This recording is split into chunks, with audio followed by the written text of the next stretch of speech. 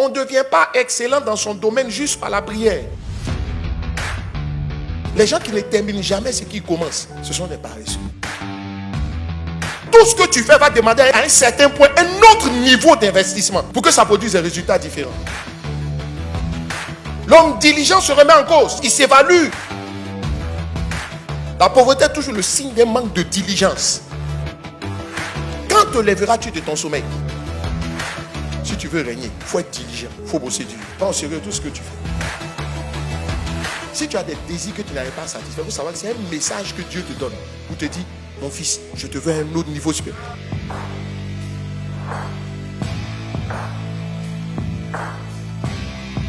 Vous honorez votre supérieur. Vous honorez la personne qui est établie sur vous. Vous honorez votre père spirituel dans le domaine du travail par la diligence que vous manifestez dans le travail. Un homme qui est diligent n'est pas paresseux. Le mot grec traduit en français par diligence, c'est le mot karouts. Et le mot karouts, premièrement, ça signifie celui qui est pointu dans son domaine. Quand on dit que quelqu'un est pointu dans son domaine, c'est qu'il est excellent dans son domaine. Il s'est développé, il a acquis une certaine habileté. On ne devient pas excellent dans son domaine juste par la prière. C'est pas le travail, c'est pas la discipline, c'est pas l'exercice. C'est quelqu'un qui est pointu. Il y a une différence entre être pointilleux et puis être pointu. Quand on dit quelqu'un est pointu, ça veut dire qu'il est talentueux, il est capable, il est compétent dans son domaine. N'établissez pas les gens qui ne sont pas compétents. Ne donnez pas des postes aux gens. Donnez-leur la charge. Quand ils valident la charge, alors tu donnes le poste pour confirmer la charge. Quelqu'un qui est diligent aussi, c'est celui qui a le jugement aiguisé. Donc lorsqu'on dit que vous êtes diligent, ça veut dire que vous avez travaillé votre art. Vous avez travaillé à avoir de la maîtrise dans votre domaine. C'est pourquoi un homme diligent est toujours excellent. Diligence et excellence, ça va de pair. Quand on dit un homme est diligent, c'est qu'il est excellent dans son domaine. Mais pour être excellent, c'est le travail. Ce n'est pas seulement le talent. Le talent peut être là. Celui qui n'est pas diligent, il va finir pauvre. Parce que tous ceux qui sont riches ne sont pas nés de familles riches. Beaucoup de riches ne sont pas riches sur plusieurs générations. C'est eux qui sont en train d'ouvrir le chemin de la richesse. Ça veut dire que leurs parents étaient pauvres. Mais ils ont regardé leurs circonstances. Et par la diligence, ils se sont hissés au-dessus de leur réalité. Un homme diligent, comme je vous le disais, c'est quelqu'un qui a un jugement aiguisé. La diligence ne rime pas avec paresse intellectuelle. Ça veut dire qu'il réfléchit, il observe, il analyse, il cherche des solutions. Il n'accepte pas à son corps défendant et en victime résigner ces situations. Il regarde la malédiction et il comprend que la malédiction n'est pas contournée par beaucoup de prières, mais la malédiction est contournée par de la sagesse. Oh, la sagesse, c'est une directive. Une directive est toujours le résultat,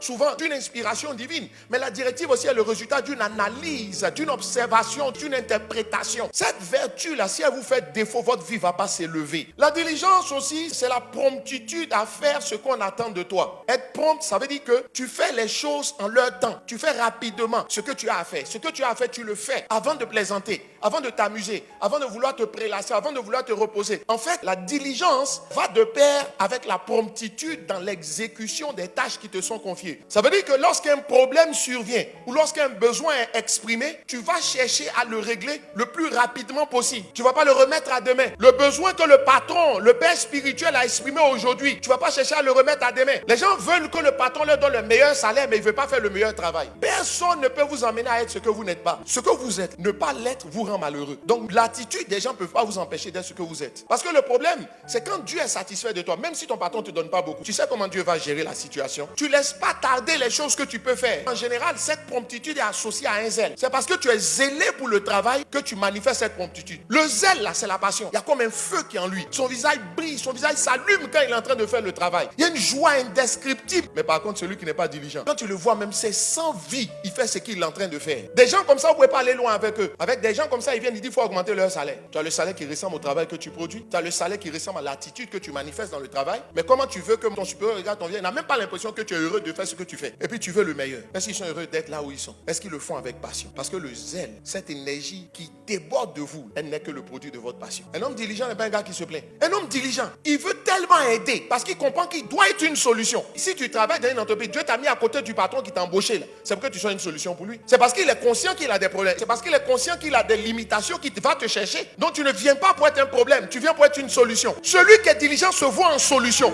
Donc quelle est l'utilité d'une solution sans le problème? C'est pourquoi quand il y a des problèmes, il est toujours le premier à se proposer pour régler les problèmes. Mais il fuit fuit pas le travail. Celui qui n'est pas diligent, quand il y a un problème, il dit c'est bien fait pour eux. Même si sa bouche ne le dit pas. Quand il peut voir quelque chose qui marche pas, il dit ah ça c'est pas mon travail. Tu auras juste ton salaire. L'homme diligent se voit en solution. Donc quand il y a un problème, il est mal à l'aise. Il veut prêter main forte. Mais il se plaint jamais pour dire ah on me confie trop ici. Et ici là, on travaille tout ça. La plupart du temps, quand on te confie beaucoup, c'est parce qu'on a confiance en toi. Il y a des gens très libres et il y a des gens très occupés. Les gens très occupés, ils ont fait la preuve de leur diligence. Ils ont montré leur amour pour le travail. Ils n'ont pas peur du travail. Ils ne reculent pas devant le travail. Ils ne veulent pas qu'il y ait un problème quelque part. Et la plupart des gens non diligents, ils sont très laxistes dans leur jugement vis-à-vis de leur propre travail. Comment quelqu'un peut travailler sans s'évaluer lui-même? Il travaille, il ne se pose pas la question de savoir s'il a fait au mieux ce qu'il a fait. Ce qu'il a su, il a fait. Donc quand tu veux, tu ne peux pas dire qu'il n'a pas fait. Mais en même temps, il travaille en disant que pour que tu ne dises pas qu'il n'a pas fait. Il ne s'agit pas de travailler pour qu'on dise que tu n'as pas fait ou bien que tu as fait. Il s'agit de travailler pour que quand on finit ça, il n'y ait plus rien à ajouter, que le cœur de celui qui t'a embauché ou qui t'a fait confiance soit dans la joie. Tu penses qu'on va t'aimer comme ça? On dit il y a un travail à faire. Honore le travail. Quelqu'un qui n'est pas diligent dans le travail, tu veux lui donner ton meilleur. Donc comment il va se remettre en cause? Pourquoi vous acceptez de faire des choses alors que vous savez que ce n'est pas le meilleur de vous-même vous allez donner? Tu quittes ta maison le matin, tu vas au travail, tu reviens du travail le soir et puis tu rentres au travail. Toi-même là, tu viens et puis toi-même tu sais que tu n'es pas fier de toi, mais ça ne te gêne pas. Mais tu sais que tu n'as rien fait. Tu allais faire acte de présence. L'homme diligent se remet en cause. Il s'évalue. Quelqu'un qui est diligent, on ne le relance pas plusieurs fois pour le même travail qu'on lui a confié. On t'a dit fais ceci. On est parti. On t'a relancé. Est-ce que tu as fait? Est-ce que tu as fait? Est-ce que tu as fait? Est-ce que tu as fait? On te relance plusieurs fois et tu veux qu'on soit fier. On t'a jamais confié un travail que tu vas rendre dans le temps ou avant le temps. Parce que quand on t'a confié, tu vas aller t'asseoir à ne rien faire et puis après on revient, on voit que tu n'as pas fait le travail. Quand tu te lèves, tu t'en au travail, que le monsieur a créé son entreprise et que tu passes tout ton temps à regarder Facebook. Tu es parti au travail pour lire les Facebook? Est-ce qu'on a besoin de supprimer Facebook sur ton poste avant que tu ne travailles? Un homme diligent accorde une grande attention et il apporte un grand soin dans la manière dont il fait le travail. Deux choses. Pour lui, il ne s'agit pas de travail. Il faut que le travail soit excellent. Même les gens zélés ailleurs, là, ils ne peuvent pas être zélés dans des environnements. Parce que tout dépend de ce qu'on a fixé. Il y a un standard qu'on a fixé. N'autorise aucun de tes employés à rabaisser ton standard. Chers amis, je te dis la vérité, tu es là où tu dois être. Vous allez remarquer une chose, chez l'homme diligent, c'est quelqu'un d'actif. C'est un gros bosseur, il donne son meilleur. En fait, un homme diligent n'est pas paresseux. En Proverbe 6, verset 9, la Bible dit ceci: paresseux, jusqu'à quand seras-tu couché? Quand te lèveras-tu de ton sommeil? Il y a des gens qui ne se lèvent jamais. C'est-à-dire, les paresseux, ce sont les gens, ils sont monocodes. C'est-à-dire, il y a la monotonie qui caractérise tout ce qu'ils font. Ça manque l'étincelle. Ton niveau est toujours pareil. Celui qui dort, c'est quelqu'un qui est nonchalant. Si tu vois quelqu'un qui est lent, comme ça, puis il gagne l'argent, c'est qu'il n'est pas paresseux. Ça veut dire quoi? Il a remplacé l'activité physique par l'activité mentale. La pauvreté est toujours le signe d'un manque de diligence. Tu vas voir que partout la Bible parle de diligence associée à la prospérité ou bien à la richesse. Quand te lèveras-tu de ton sommeil? Toi, on ne te sent pas de révolte. Un paresseux, c'est quelqu'un qui ne se révolte jamais. Et à un moment donné, tu te révoltes, tu dis non, les choses doivent changer. Le paresseux, ça fait rien. Si ça reste quoi, un jour, Dieu va se souvenir. Un jour. Il y a des gens qui vous sentez jamais une de révolte. Ils sont jamais révoltés. Révoltés contre eux-mêmes. Révoltés contre des situations. Vous dites ça doit changer. Je ne veux pas me laisser. Les paresseux sont des gens qui vous challengent pas. Il y a des gens, quand tu les côtoies, tu dis non, attention. Où je suis là, il faut que je ne peux pas me laisser. Voici les diligents. Tu sais, un esprit de conquête en eux. Le paresseux, Dieu va faire. Ça va aller. Proverbe chapitre 11, verset 16. Une femme qui a de la grâce obtient la gloire. Le mot grâce, c'est charisme. Donc, il y a quelque chose qui doit sortir de toi. Toute personne qui est capable ou qui a besoin de faire sortir quelque chose d'elle est une femme dans le spirituel. Donc, s'il y a un projet qui doit sortir de moi, Dieu m'assimile à une femme. Comme une femme qui doit donner naissance à un bébé. Si tu as des résultats que tu vas atteindre, il faut savoir que ce sont tes capacités qui vont t'octroyer la gloire. La gloire pour dire l'élévation. Tu dis, tu vas régner. Pour régner là, il faut être compétent. Le paresseux n'aime pas travailler sur lui. Dieu peut te faire grâce. Comment Dieu te fait grâce? Il te donne un talent. Mais les talentueux ne sont pas forcément compétents. Il y a talent et compétence. Deux choses différentes. C'est la diligence qui transforme le talent en compétence. Il y a des gens qui ont des projets. Ils rêvent. Femme, ne marie pas des rêveurs. Marie un missionnaire. Un missionnaire, c'est qui? C'est quelqu'un qui prend son rêve et puis le transforme. Son rêve le met en mission. C'est pourquoi je l'appelle un missionnaire. Où sont tes compétences? Qu'est-ce que tu sais faire? Si tu veux la gloire, ça y est, si tu veux régner, si tu veux briller, il faut que tu sois compétent dans quelque chose. Mais vous savez, Dieu n'a jamais laissé personne sans rien. Proverbe 11, verset 16. On dit, et ceux qui ont de la force obtiennent la richesse. Qui obtient la richesse?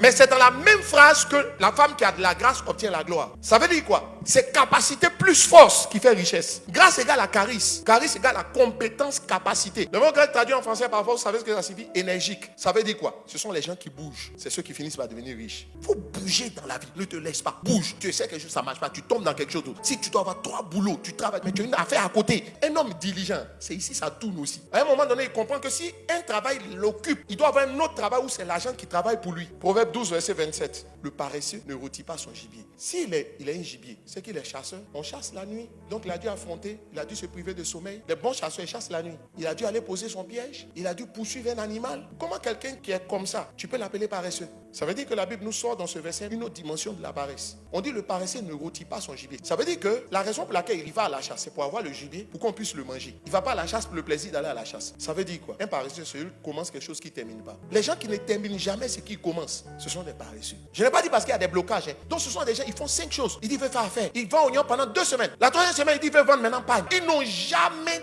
terminé ce qu'ils ont commencé. Un paresseux ne termine jamais ce que tu lui confies. Il laisse toujours les choses en suspens. Un homme diligent ne laisse pas les choses en suspens. Il va au bout. À un moment donné, ça devient une affaire d'honneur. Parce qu'il a de l'amour propre. C'est différent de l'orgueil. Il dit s'il doit finir, il ne va pas finir sur une mauvaise note. Tout ce que tu as commencé, tu as toujours laissé en chemin. Tu n'as jamais terminé quelque chose. Parce que tu n'es pas résolu. Tu n'es pas bosseur. Parce qu'il faut une sagesse pour chasser. Il faut une autre sagesse pour rôtir. S'il faut de la force pour chasser, il faut plutôt de la sagesse pour rôtir. Ça veut dire que tout ce que tu fais va demander à un certain point un autre niveau d'investissement pour que ça produise des résultats différents. Il y a une sagesse pour gagner les âmes. Il y a une autre sagesse pour les garder. Il y a une sagesse pour gagner l'argent. Il y a une autre sagesse pour faire fructifier l'argent. La diligence, c'est ce qui nous manque. Il dit aussi, mais le précieux trésor d'un homme, c'est l'activité. Un homme qui se dit que coûte, il ne laisse pas les choses en chemin. Tu prends une situation, tu prends tes problèmes, tu les observes, tu réfléchis, tu les analyses, tu interprètes, et puis tu cherches des solutions. Et puis ça fait Eureka, c'est-à-dire la lumière pointe des ténèbres. Il y a une parole qui va venir, il y a quelque chose qui va monter dans votre cœur. Mais les gens se résignent face à leur situation. Ils ne savent pas analyser, réfléchir, se mettre au-dessus. Pour dire comment je vais me mettre au-dessus de cette situation. Mais ce sur quoi ils font une fixation, c'est le blocage. Alors qu'ils ne savent pas que le blocage est venu parce que Dieu veut le faire monter en termes d'un autre niveau de sagesse par rapport au type de problème qu'il a.